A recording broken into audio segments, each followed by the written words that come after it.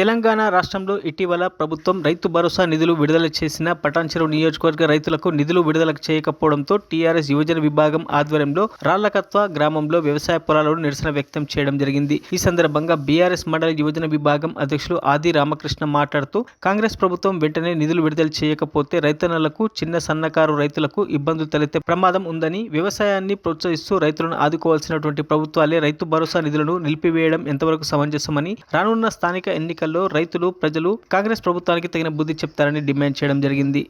రేవంత్ రెడ్డి ప్రభుత్వం ఈ నెల రైతు భరోసా నిధులను విడుదల చేసిందని ప్రకటన చేసింది. కొన్ని జిల్లాలకు నిధులు విడుదల అయ్యాయి. కానీ మరి ఏం పాపం చేసినామో మరి పటాన్చెరు నియోజకవర్గ రైతులకు మాత్రం నిధులు విడుదల కాలేవు. పటాన్చెరు నియోజకవర్గం తెలంగాణ రాష్ట్రంలో ఉందా లేదా? ఓట్లు వేయలేరా ప్రజలు? మరి మేము రైతులం కామా, మేము వ్యవసాయం చేసుకోవట్లేదా? మరి మనకి ఎన్ని సంవత్సరాల నుంచి 10 సంవత్సరాల నుంచి వచ్చిన రైతు బంధు ఈ రోజు ఎందుకు వద్దనుకున్నారు? అవతలకేమో రైతు బంధు చేస్తారు, పటాన్చెరు నియోజకవర్గం రైతు బంధు చేయరు. తెలంగాణ ప్రభుత్వం ఈ పటాన్చెరు నియోజకవర్గ రైతులకు నిధులు వెంటనే విడుదల చేయాలి, రైతులను కాపాడాలి. లేని ఎడల పెద్ద ఎత్తున నిరసన కార్యక్రమాలు, ధర్నాలు, రాస్తారోకాలు నిట్టేటుగా ఉంచే ప్రయత్నం చేస్తాం. రానున్న స్థానిక ఎలక్షన్లో కూడా ఆ కాంగ్రెస్ ప్రభుత్వానికి ప్రజలు, రైతులు